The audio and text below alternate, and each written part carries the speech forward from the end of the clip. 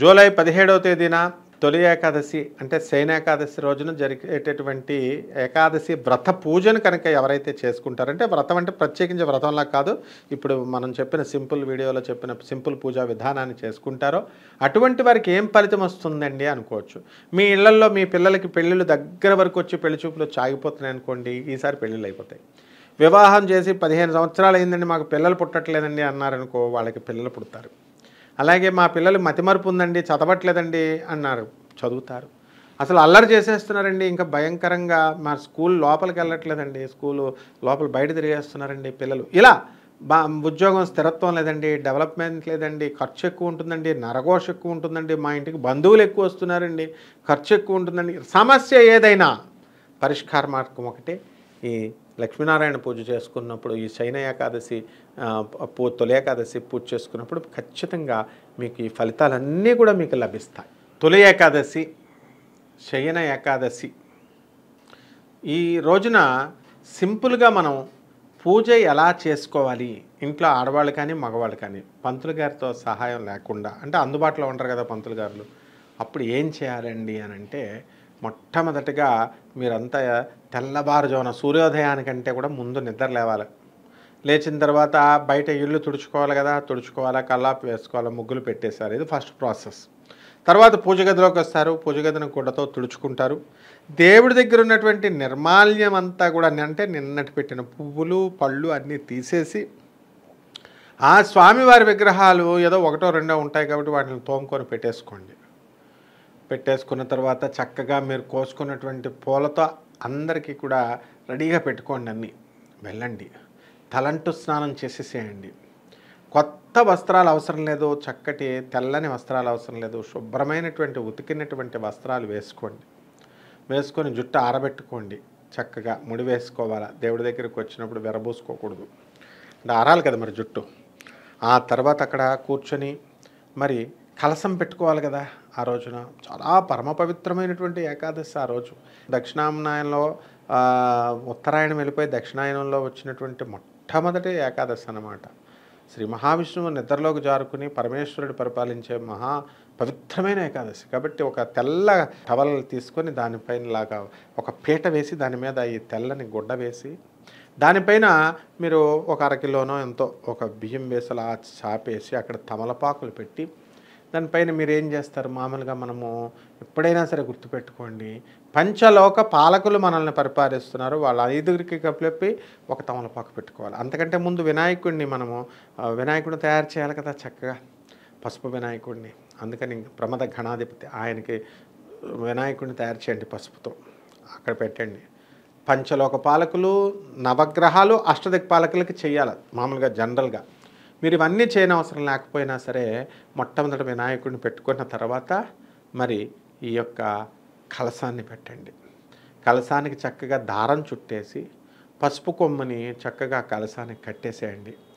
ఇలాగ తాడు కింద కట్టేసి మీరు చక్కగా తమలపాకులు పెట్టేసి లోపల కలశం లోపల నీళ్లు కానీ లేదా బియ్యం కానీ పోయండి. సగం వేసి తమలపాకులు కానీ మామిడాకులు కానీ ఆ కలశం పైన చుట్టూ పెట్టి దాని మీద ఒక కొబ్బరికాయ పెట్టి మరి ఈ ఆకుపచ్చ రంగు ఉన్నటువంటి జాకెట్ కానీ లేదా ఈ యొక్క ఎర్ర జాకెట్ కానీ పెట్టి దానికి బొట్లు పెట్టండి. పసుపు కుంకుమ బొట్లు కలశం మీద జాకెట్ మీద పెట్టాలి. గంధం రాయండి. రాసిన తర్వాత దాని వెనక చక్కగా శ్రీ మహావిష్ణువు ఇలా పడుకున్నటువంటి ఫోటో మీ ఇంట్లో ఆల్రెడీ ఉంటుంది, లక్ష్మీదేవి ఫోటో లేకపోయినా పర్లేదు, మనకి ఏ విష్ణుమూర్తి అయినా నడుస్తుంది. ఇక్కడ ఆ కలశం ఉంటుంది కాబట్టి ఆ కలశంలోకి మనం స్వామివారిని ఆహ్వానించాలి.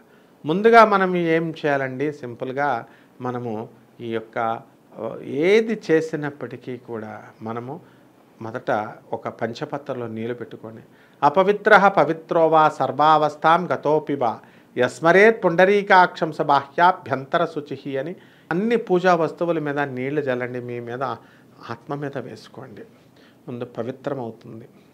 ఆ తర్వాత ఏం చేస్తారు, ఆచమనం చేయండి. ఓం కేశవాయ స్వాహ, నారాయణాయ స్వాహ, మాధవాయ స్వాహ నీళ్ళు ఇలా వదిలేసేయండి క్రింద.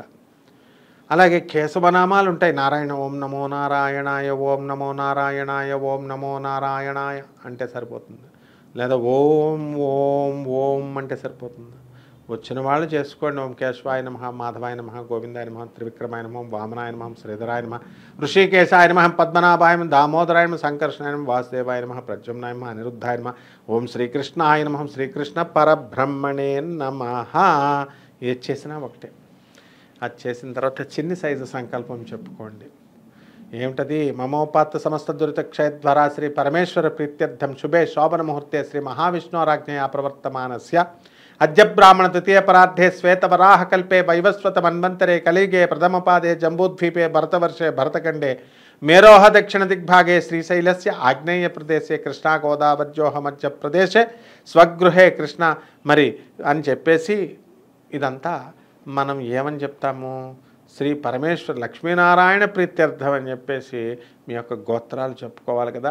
ఆ గోత్రాలు చెప్పుకునే ముందు ఏం కాలం చెప్పాలండి? ఇది ఏమిటది? దక్షిణాయనం ప్రారంభమైంది. దక్షిణాయనే తర్వాత ఆయనం అయిపోయింది. తర్వాత ఋతువు చెప్పాలి. ఇది వర్ష ఋతువు. వర్ష ఋతువు దక్షిణాయనం చెప్పేసిన తర్వాత నెల ఏమిటండి? ఇది చైత్రం అయిపోయింది.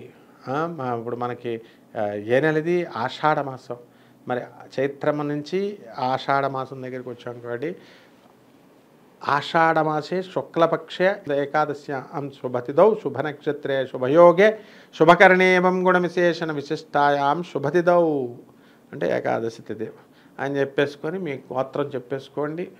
మరి గోత్రం చెప్పుకున్న తర్వాత మీ పేరు చెప్పుకోండి. మొత్తం మీ ఇంట్లో వాళ్ళ మెంబర్స్ ఎవరి పేర్లు ఉన్నాయో చెప్పేసుకొని మమ అనుకుని ధర్మ అర్ధకామ మోక్ష చతుర్విధ ఫల పురుషార్థ సిద్ధ్యర్థం శ్రీ లక్ష్మీనారాయణానుగ్రహ సిద్ధ్యర్థం అని చెప్పేసి మనోవాంఛాఫల సిద్ధ్యర్థం అని మనసులో ఉన్నటువంటి కోరికలు చెప్పుకొని యథాశక్తి శ్రీ లక్ష్మీనారాయణ పూజాం కరిష్యే అని చెప్పేసి ఏకాదశ వ్రత సందర్భేనని శ్రీ లక్ష్మీనారాయణ పూజాం కరిష్యే అని అక్షతలు నీళ్లు క్రిందకు వదిలేసేయండి. ఇక్కడతో అయిపోయింది. ఇక కలశం మీద అక్షతలు వేయండి. కలశస్య ముఖే విష్ణు కంఠే రుద్ర సమాసత మూలే తత్ర స్థితో బ్రహ్మ మధ్యే మాతృగణా స్మృతా కుక్షౌతు సాగరా సర్పే సప్తద్వీపో సుందర ఋగ్వేదోద యజుర్వేద సామవేదో అధర్పణ అని చెప్పేసి ఆయాంతు శ్రీ లక్ష్మీనారాయణ దేవతాభ్యాం నమః అని చెప్పేసి కలశంలోకి మరి దురితక్షయ సమస్త దురితక్షయ కారక అని ఆ యొక్క కలశంలోకి శ్రీ లక్ష్మీనారాయణని ఆహ్వానించండి. చక్కగా గంధం పసుపు కుంకుమ అన్నీ వేయండి. ఆ తమలపాకుల్లో చక్కగా అక్షతలు కలుపుకొని ఒకటొకటి శ్రీ లక్ష్మీనారాయణాభ్యాం నమః ధ్యాయామి ధ్యానం సమర్పయామి ఆవాహయామి ఆవాహనం సమర్పయామి. ఆవాహనం పిలిచిన తర్వాత ధ్యానం చేయాలి. ధ్యాయామి ధ్యానం సమర్పయామి. వచ్చిన వాళ్ళని కూర్చోపెట్టాలి కదా. ఓం శ్రీ లక్ష్మీనారాయణాభ్యాం నమః నవరత్న ఖచిత స్వర్ణ సింహాసనం సమర్పయామి. ఓం శ్రీ లక్ష్మీనారాయణాభ్యాం నమః. మనం ఏం చేస్తాం? తర్వాత పాద్యం సమర్పయామి అర్ఘ్యం సమర్పయామి. ఇలా షోడశోపచార పూజలు చేస్తాం. దీపం దర్శయామి. మరి దీపాలు లాస్ట్లో పెడతాం కదా. అగరబత్తీలు వెలిగించేసేయండి. దీపాన్ని వెలిగించేసేయండి. నువ్వుల నూనె కానీ కొబ్బరి నూనె కానీ లేదా ఆవు నెయ్యని కానీ చక్కగా అందులో వేసుకొని ఆ దీపారాధన వెలిగించండి. 2 దీపాలు కానీ 3 దీపాలు కానీ 5 కానీ వెలిగించవచ్చు. వెలిగించిన తర్వాత స్వామివారికి మనము వస్త్రాలు సమర్పిస్తాం. వస్త్రం సమర్పయామి. 2 అక్షతలు వేస్తాం. పుష్పాన్ని సమర్పయామి. పువ్వులు వేయండి. గంధం సమర్పయామి. అక్షతాన్ని సమర్పయామి అని చెప్పేసి శ్రీ లక్ష్మీనారాయణాభ్యాం నమః అష్టోత్తర నామ్నాం శతనామ్నాం సమర్పయామి అని అష్టోత్తరం ఉంటే అష్టోత్తరం చదవండి. లేదా ఓం నమో నారాయణాయ ఓం నమో నారాయణాయ ఓం నమో నారాయణాయ 108 సార్లు చదవండి. తర్వాత అగరబత్తీలు సమర్పించి ధూపం సమర్పయామి దీపం దర్శయామి. నైవేద్యం ఏకాదశి కాబట్టి పెద్ద పెద్ద పరవాన్నాలు ఇవన్నీ కూడా చాలామంది చేయరు. మీ ఆనవాయితీ ప్రకారం చేసుకోండి. పెట్టేవాళ్ళు ఉంటే పెట్టుకోండి.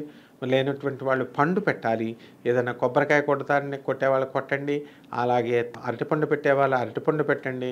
మరి ఇదంతా కూడా పెట్టేసి ఓం భూద్భువస్వః తత్సవితుర్వరేణ్యం భర్గో దేవస్య ధీమహి ధియో యో నః ప్రచోదయాత్ ఓం మాపో జ్యోతిరసమృతం బ్రహ్మ భూద్భువస్వరోం అని చెప్పి శ్రీ లక్ష్మీనారాయణాభ్యాం నమః నారికేళ నివేదనం సమర్పయామి. లేదా కదలీఫల నివేదనం అరటిపండు అయితే కదలీఫల నివేదనం సమర్పయామి అని చెప్పేసి చక్కగా హారతి ఇచ్చేసేయండి.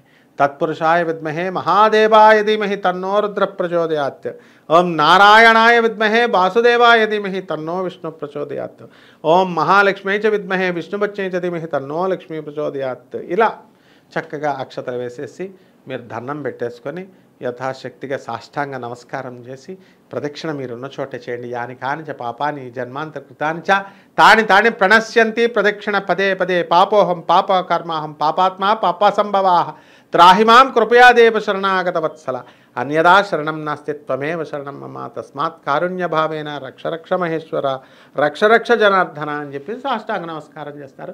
లాస్ట్లో ఒకటి విషయం మర్చిపోకండి, యత్ఫలం ఏ తత్ఫలం శ్రీ పరమేశ్వర అర్పణమస్తు, ఏ తత్ఫలం నారాయణ అర్పణమస్తు అని దేవుడికి మనం సమర్పించాలి.